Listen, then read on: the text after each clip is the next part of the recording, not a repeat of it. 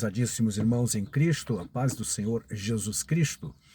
Hoje nós estamos deslocados de casa em viagem, portanto estamos fazendo uma gravação apenas para registrar o encerramento do nosso trimestre 2024, na lição número 13, para falarmos a respeito das promessas de Deus que são infalíveis, conforme o título que nós temos para a lição, então, número 13. Nosso textuário fala de que Deus não é homem para que minta, nem filho do homem para que se arrependa. Porventura diria ele e não faria, ou falaria e não o confirmaria.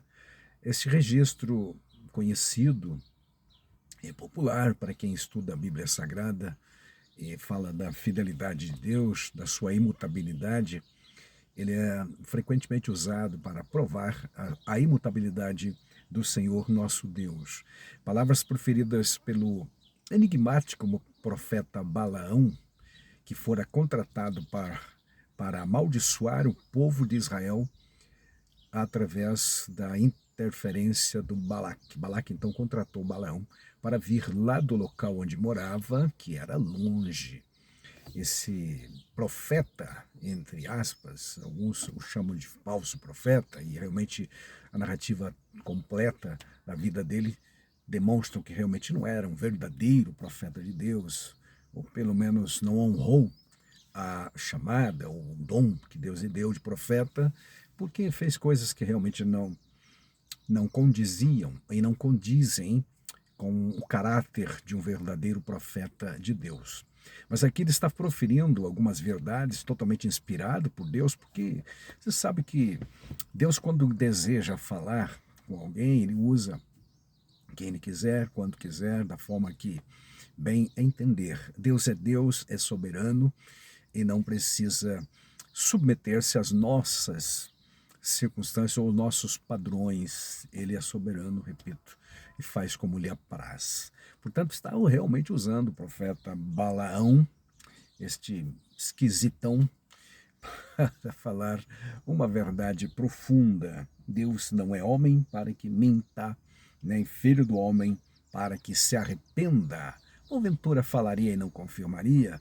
Então, é uma expressão realmente, repito, muito popular e usada por todos aqueles que desejam falar sobre a fidelidade, a imutabilidade de Deus, tá certo? Então, a nossa lição número 13 tem como texto áureo este versículo, Números 23, 19, e como verdade prática, as promessas de Deus são infalíveis. E por quê? Porque Deus e sua palavra sempre cumprem um propósito. Você e eu não podemos jamais separar o Deus da palavra e a palavra de Deus. A expressão de Deus em sua palavra é o seu caráter, demonstrado e confirmado e assumido. Já estudamos em lições anteriores, ou em pelo menos uma lição, citando Jeremias 1 e 12, quando ele afirma categoricamente, usando o profeta, que ele vela sobre a sua palavra para que ela se cumpra. Portanto, Deus é fiel e promete e cumpre o que promete. Glória a Deus. Glória a Deus. O nosso texto áureo, então, é Números 23, 25, mas o texto que nos serve de base para o comentário está no Salmo 102, versículos 25 a 27 e segunda carta de Pedro, capítulo 3, 8 a 13. Os 3 versículos utilizados do Salmo 102 são um testemunho do salmista a respeito da fidelidade de Deus e da sua imutabilidade também, do seu poder criador e de manutenção, poder para fazer a manutenção de toda a obra que ele criou. Por exemplo, o versículo 25 diz: Desde a antiguidade fundaste a terra, e os céus são obra das tuas mãos. Eles perecerão, ou seja, vai chegar um dia que eles deixarão de existir da forma que nós o conhecemos, tanto a terra quanto os céus. Afinal, no Apocalipse se fala de novos céus e nova terra, bem como no profeta Isaías também. Então, eles perecerão, mas tu permanecerás. todos eles quer dizer todas as obras da criação, como uma veste envelhecerão, como roupa os mudarás e ficarão mudados, alterados na sua composição, na sua durabilidade, na sua existência. Um dia deixarão de existir ou serão transformados, como lemos na carta de Pedro, por exemplo, que vamos ler na sequência. O versículo 27, concluindo, diz: mas tu és o mesmo, e os teus anos nunca terão fim. É uma expressão autêntica, clássica também, da eternidade de Deus, da sua imutabilidade e de tudo que Ele é na sua infinitude. Glória a Deus, certo, amados? E aí o texto de Pedro, os últimos escritos do apóstolo Pedro, capítulo 3, nos dizem: amados, não ignoreis uma coisa, diz ele, que um dia para o Senhor é como 1000 anos, e 1000 anos como um dia.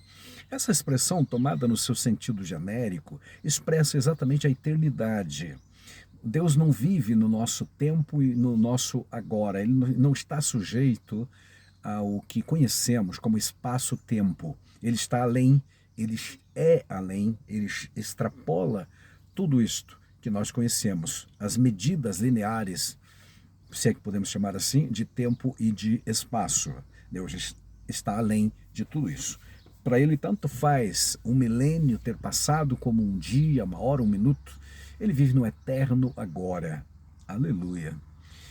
O versículo 9 dessa carta, lá no capítulo 3 de Pedro, diz: o Senhor não retarda a sua promessa, ainda que alguns a tenham por tardia, mas é longânimo para convosco, não querendo que alguns se percam, e senão que todos venham ao arrependimento ou venham a se arrepender. Isto expressa, faz a conexão entre a eternidade de Deus, a fidelidade na sua promessa, mas também a sua longanimidade, seu amor, a sua paciência. Longanimidade tem a ver com paciência, muito próxima nas definições dessa palavra. Portanto, Deus é fiel no que promete, mas ele ao mesmo tempo ele é longânimo, esperando que as pessoas como nós, que vivemos no tempo e espaço e cuja nossa vida é limitada exatamente pelo fator tempo, dentro do período que nos é dado, possamos nos arrepender de coisas equivocadas, erradas, vidas que tentamos levar da nossa forma e não dando lugar ao Deus eterno, que se arrependam, diz aqui o texto. Então, os pecadores todos, enfim, que estão no mundo, Deus os ama e espera que cada um deles individualmente se arrependam. Certo, meus amados? Então, esse versículo 9 traz essa realidade para todos nós. O versículo 10, usado muito em escatologia, em estudos do porvir, diz assim: mas o dia do Senhor virá como ladrão de noite, no qual os céus passarão com grande estrondo e os elementos ardendo se desfarão, e a terra e as obras que nela há se queimarão. Amém. Glória a Deus. Este texto, amados, aponta para um período em que a terra será renovada pela ação soberana, mais uma vez, do Deus eterno. Consequentemente, todo o planeta será renovado, ou quiçá todo o universo. Aqui fala-se fala que os céus, portanto não só a terra, os céus passarão com grande estrondo e os elementos ardendo se desfarão. Essa expressão elementos ardendo se desfarão dá-nos uma ideia de uma implosão, algo tipo explosão atômica, em que os elementos se desfazem de dentro para fora realmente. Meus amados, é o Pedro, um pescador da Galiléia, mas inspirado pelo Espírito Santo, que está escrevendo essas sublimes palavras aqui, palavras eruditas, palavras com termos realmente da moderna física. Enfim, o versículo 11 diz: havendo, pois, de perecer todas estas coisas, que pessoas vos convém ser no santo trato e piedade? Que pessoas? O desafio para o salvo em Cristo Jesus é continuar vivendo de acordo com a orientação de Deus, porque ele sabe que aqui não é o seu lugar definitivo, e que tudo aqui realmente é passageiro, transitório, efetivamente, e que um dia tudo será transformado pela ação direta, diretiva de Deus, que tudo modificará, tudo transformará. Eis que faço novas todas as coisas. Esse novo de Deus é um novo que não existia, ou ainda, conforme alguns, uma transformação, mas que efetivamente é novo, porque os elementos todos, como diz o texto aqui, serão fundidos ou transformados completamente. É uma expressão bíblica, uma nova terra, novos céus e nova terra. Quer seja que Deus vai criar uma terra a partir do nada, quer seja uma transformação com os elementos que já existem, é uma nova terra de qualquer forma, tá bom? Então não vamos ampliar muito esse estudo especificamente, porque não existe bem o propósito, né? O versículo 11 diz, havendo pois de perecer, né? Todas essas coisas então, que pessoas, é o desafio dele, que pessoa vos convém ser? Que tipo de gente você espera que um crente deva ser, sabendo que tudo isto vai ser mudado, que tudo isso vai ser transformado, que o mundo da forma que conhecemos alterar-se-á completamente, que a vivência, o comportamento de tudo no planeta será transformado, desde a natureza aos santos, aos corpos dos santos que serão transformados, a novo céu, nova terra, a espiritualidade presente, a nova Jerusalém, nova realidade. Então, que pessoas vos convém ser agora? Hein? É uma boa pergunta, você não acha? E aí, que pessoa devemos ser? Pessoa de fé, pessoa de esperança, acima de tudo, em Deus, né? Esperança e fé em Deus. Versículo 12, ele continua dizendo, aguardando, olha o tipo de pessoas que nós devemos ser, aguardando e apressando-vos para a vinda do dia de Deus, em que os céus em fogo se desfarão. Está repetindo essa expressão, os céus, tá bom? Em fogo se desfarão, e os elementos ardendo se fundirão. É uma segunda vez, então, que ele expressa isso aqui, no contexto, versículo 10 a seguir. E o 13 diz, mas nós, segundo a sua promessa, aguardamos novos céus e nova terra em que habita a justiça. Glória a Deus. Amados, é bom lembrarmos-nos que estes versículos, a partir do 10 ou do 9 já desta carta, ele não está falando simplesmente do arrebatamento, que é o primeiro evento que desencadeia, ou desencadeará, melhor dizendo, todos os eventos do dia do Senhor. Então, esse dia do Senhor, que virá, diz ele, como ladrão, etc., não é apenas o ato isolado do arrebatamento, mas sim, meus amados, os eventos escatológicos que sucederão a partir do arrebatamento da igreja, tá certo, meus queridos? Os elementos ardentes se desfarão, o fogo, a glória, a transformação, isto não irá acontecer especificamente no dia do arrebatamento. O versículo 12, às vezes tem sido mal interpretado também, tá certo? Aguardando-vos e apressando-vos para a vinda do Senhor. Há aqueles que entendem que poderão apressar o arrebatamento da igreja, se trabalharem mais, se orarem mais, se dedicarem mais. Porém, amados, isto não é o que o versículo ensina. O texto, especialmente na versão que nós estamos usando, que é classicamente usado pela CPAD em nossos textos básicos para a escola dominical, que é a meio da revista corrigida, diz assim, vou ler de novo o versículo 12, aguardando e apressando-vos para o dia de Deus. Não é apressando o dia de Deus, mas apressando-vos. Eu tenho que me apressar no quê, irmão?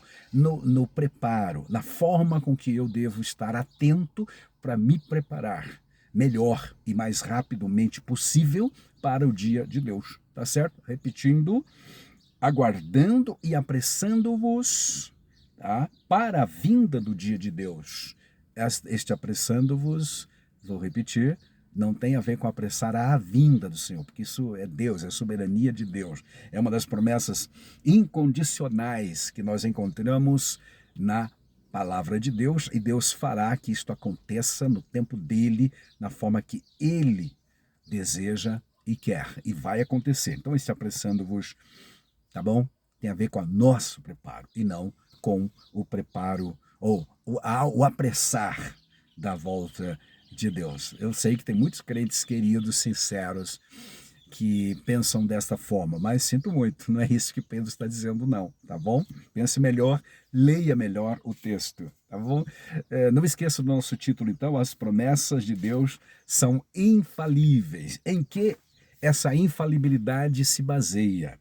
A nossa lição vai falar que esta infalibilidade de Deus, quer dizer, a qualidade daquele que não falha, é baseado nos atributos eternos de Deus, como, por exemplo, a onipotência, a onipresença, a onisciência e principalmente a imutabilidade, que são, conforme os teólogos chamam, atributos incomunicáveis, aquelas qualidades inerentes ao ser de Deus, as quais ele não comunica com as suas criaturas. Há muitos outros atributos que Deus partilha com suas criaturas, como o amor, a misericórdia, a sua fidelidade também, santidade e outros. São atributos morais de Deus. Agora, esses atributos essenciais da natureza de Deus são incomunicáveis e efetivamente só ele possui. Só a Trindade divina, só a essência divina é que possui. Repetindo, onipotência, poder, ele pode todas as coisas. A onipresença tem a ver com a sua grandiosidade em estar presente em todos os lugares ao mesmo tempo, aqui comigo agora e onde você está me vendo e assistindo agora, e ouvindo. A onisciência, saber o que estou falando ou saber o que eu irei falar e o que está no meu coração, na minha mente e na sua mente e no seu coração também. Ok, amados? Então, onisciência é saber ao mesmo tempo tudo o que se passa em todo o universo, com todas as pessoas. Você já imaginou que grandiosidade é isso? São mais de 8,2 bilhões de habitantes no planeta Terra. E Deus, sabendo de tudo isto, ao mesmo tempo. Aleluia. Dá para pensar, dá para tentar chegar a um conhecimento de quem é Deus? Só arranhar superfícies, não é, amado? Então Deus, baseado nisso, é que as promessas de Deus são infalíveis. Elas não falham. Estou me referindo, ou estamos nos referindo, naturalmente, às promessas incondicionais, aquelas que Deus prometeu e garante, baseado na sua natureza. Na sua natureza. O apóstolo Paulo vai dizer que ele não pode negar-se a si mesmo. Isso ele escreveu para Timóteo, por exemplo. Então Deus não pode negar-se a si mesmo. O autor da carta aos Hebreus, em 6,18, igualmente menciona que Deus não pode mentir. E aqui no nosso texto áureo, o Balaão disse que Deus não é filho do homem para que se arrependa e nem não é homem para que se arrependa, melhor dizendo, né? Nem filho do homem para que também minta. Repetindo o versículo, na verdade diz assim, Deus não é homem para que minta e o filho do homem para que se arrependa, tá bom? Então ele não muda, tá certo? Nessa comparação que o profeta utiliza. E a imutabilidade, que é outra característica própria de Deus e unicamente dele, significa que ele não muda jamais. Jamais. Está literalmente escrito isto, por exemplo, em um texto de Malaquias 3:6. Eu, o Senhor, vosso Deus, não mudo. Em Hebreus 13:5 também está escrito que Jesus Cristo é o mesmo, 13:8, 13:5. Está escrito que Jesus Cristo é o mesmo, ontem, hoje e para sempre. Para sempre, ou seja, efetivamente ele não muda mesmo, porque eu, o Senhor, vosso Deus, não mudo. Glória a Deus.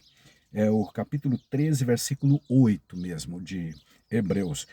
Jesus Cristo é o mesmo ontem e hoje e eternamente. Glória a Deus.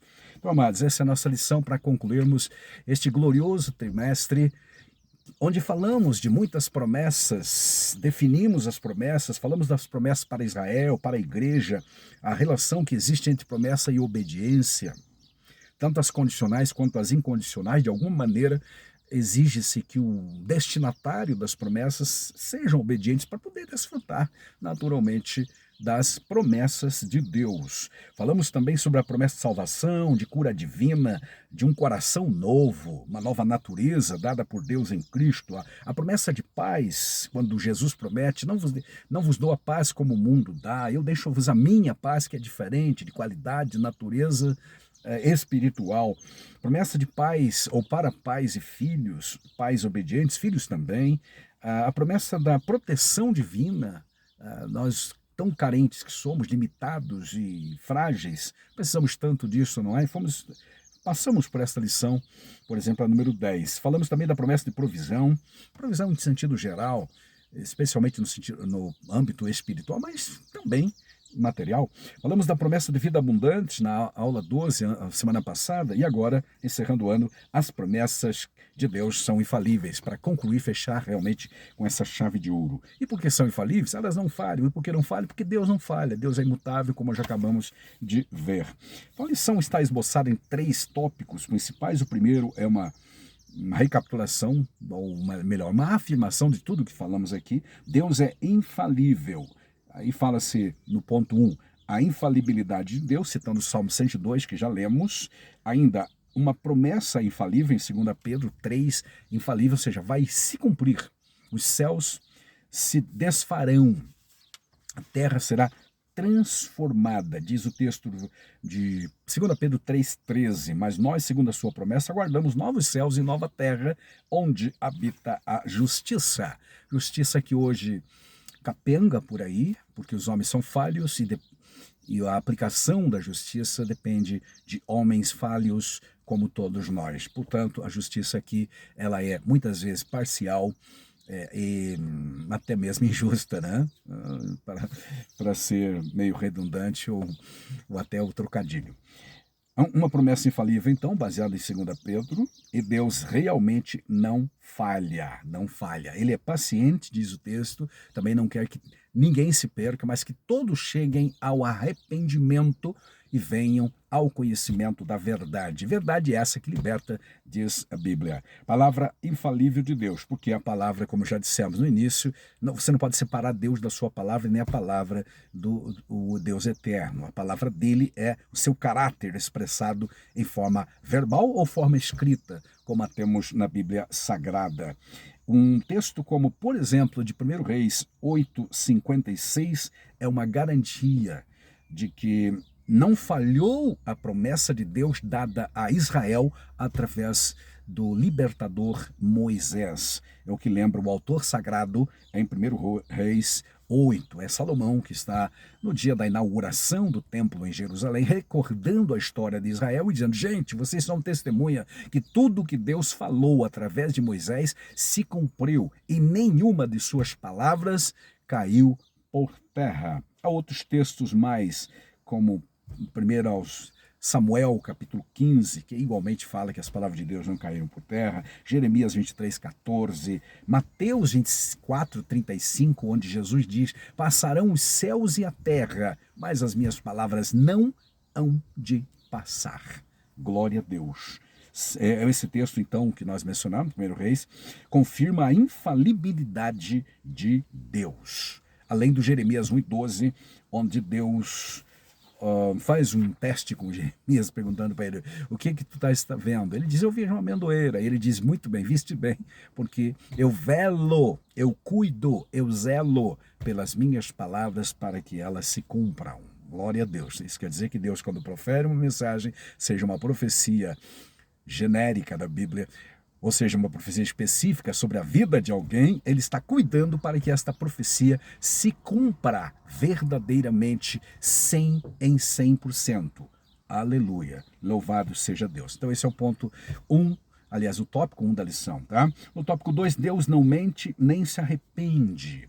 Deus não mente, é o que diz o texto nosso, texto áureo, de Números 23:18. Ao longo deste capítulo, então, como já dissemos, se encontra o episódio 22 e 23, o episódio do Balaão. E aqui ele está dizendo uma verdade. Lá no versículo 20 desse mesmo capítulo 23 está escrito: eis que recebi mandado de abençoar, pois ele tem abençoado, e eu não posso revogar essa bênção.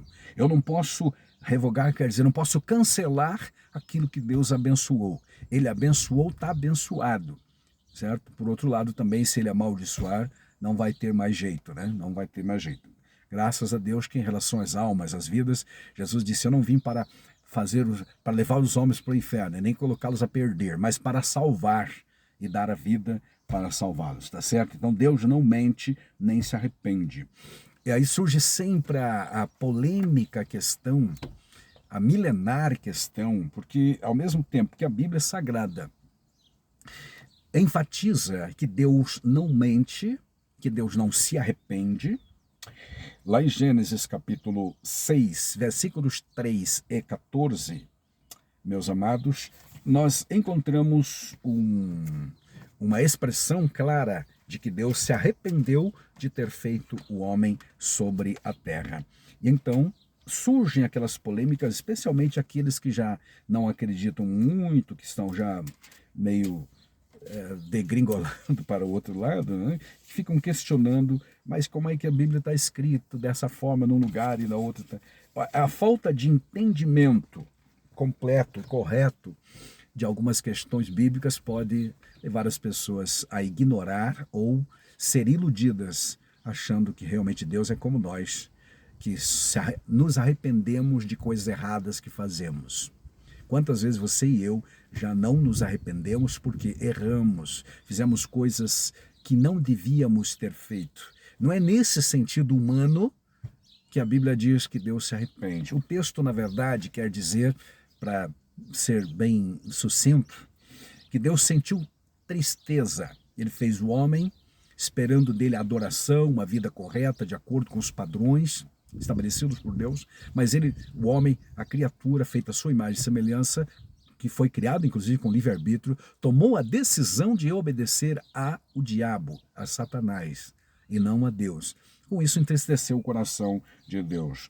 Em Gênesis, então, está escrito que Deus se arrependeu. Quando ele chama Noé para construir a arca, ele diz que está arrependido de ter feito o homem. Aí a explicação que nós temos na lição ajuda bastante no entendimento, tá? Em Números lemos que Deus não se arrepende. Em Gênesis 6:6 que Deus se arrependeu. Contudo, em Gênesis 6, o arrependimento nada tem a ver com algo que tenha sido feito errado, que é a coisa comum entre nós, ou alterado um plano original, mas sim com o que a humanidade fez de errado, então Deus mudou o plano. Da mesma forma, podemos inserir aqui o Jonas capítulo 3, versículo 10, que diz também que Deus suspendeu o castigo que estava determinado sobre os ninivitas. Por quê? Quem mudou, na verdade, foram os ninivitas, que ouviram a mensagem do Jonas, de juízo sobre eles, e eles se arrependeram, eles mudaram totalmente a sua vida, jejuaram, você deve lembrar, o rei, inclusive, decretou que todo mundo devia jejuar, inclusive os animais, tá certo? Mas então Deus simplesmente suspendeu o castigo. O que mudou, na verdade, foi o comportamento dos seres humanos. Tá? Então, por definição, quando a Bíblia usa o termo arrependimento, está falando da tristeza, do pesar que Deus sentiu no coração por ter feito o homem para viver para ele, para a sua glória, e o homem pecou. Juntamente com a expressão arrependimento, a expressão pesou-lhe no coração traz a conotação humana aplicada a Deus. É o tal da figura de linguagem chamada antropopatismo, que explica muito bem o autor da lição. Ou seja, a forma em que o autor sagrado usa para atribuir características humanas a Deus. Efetivamente falando, Deus não muda na sua essência. Deus pode mudar os seus planos de acordo com a atitude dos pecadores que mudam as suas atitudes, portanto, né, se arrependendo, e aí Deus suspende o castigo, como foi o caso de Jonas, lá na pregação que ele fez aos ninivitas.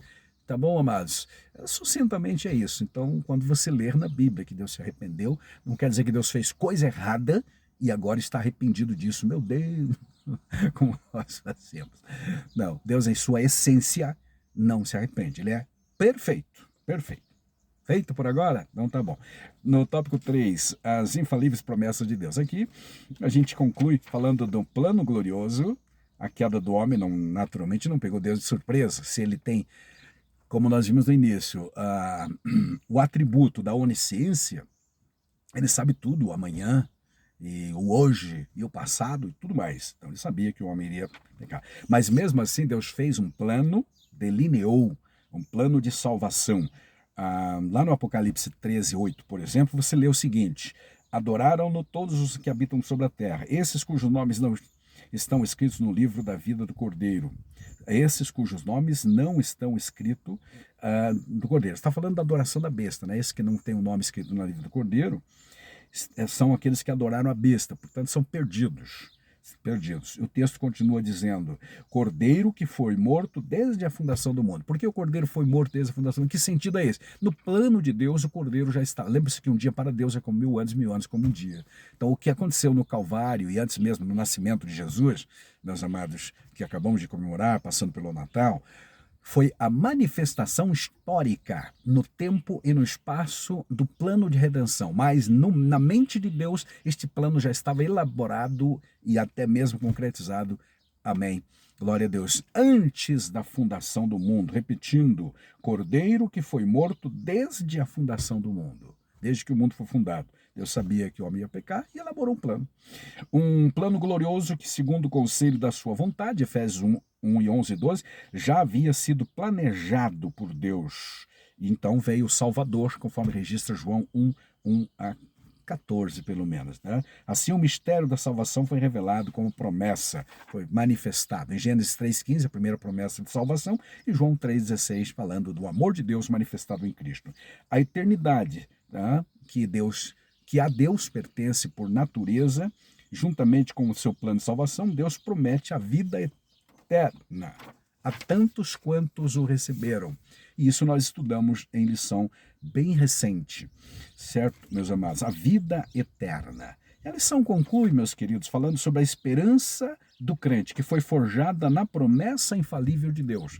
Forjar quer dizer fundir de modo detalhado numa forja, dando forma a alguma coisa. Então essa nossa esperança gloriosa, firmada, está nas promessas infalíveis de Deus. Nossa esperança não é infundada, elas estão muito bem fundadas e forjadas, como diz o autor aqui, na fidelidade de Deus. Ao longo dos séculos, o ser humano busca sempre uma perspectiva de vida melhor. Isso não é errado, mas mesmo que ele busque o melhor que existe hoje para sua longevidade, saúde, perpetuação da existência, ainda assim é falho e um dia acabará. Agora, em Deus nós temos a promessa e a garantia de uma vida inextinguível. Glória a Deus.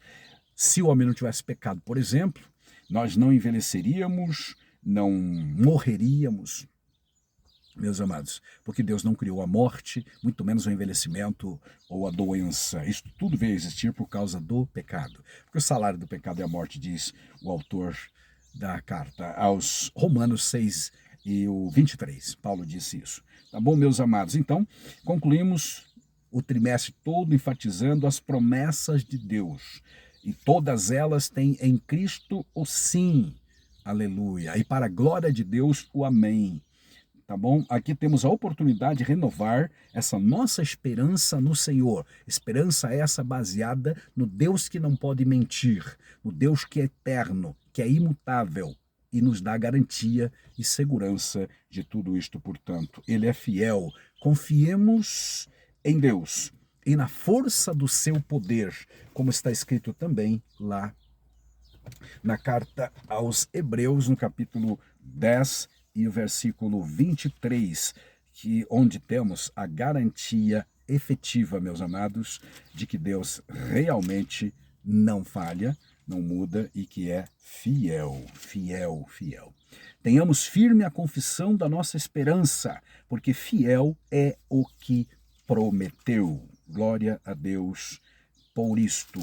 Aleluia. Louvado seja o Senhor, o qual, na verdade, em outro tempo foi conhecido, antes da fundação do mundo, mas manifestado nestes últimos tempos por amor de vós, e por ele credes em Deus, que ressuscitou dos mortos a Cristo, e lhe deu glória para sempre. Ou seja, a promessa de Deus é infalível, de salvação, de vida eterna. Confiemos nele, amados, e agradeçamos a Deus por um trimestre abençoado em nossa Escola Bíblica Dominical, onde aprendemos muito e recordamos coisas que já sabíamos sobre a promessa ou as promessas de Deus. Deus te abençoe, a você, ao seu lar, a sua família, e até o próximo trimestre, querendo Deus, para continuarmos estudando a sua santa palavra. Amém.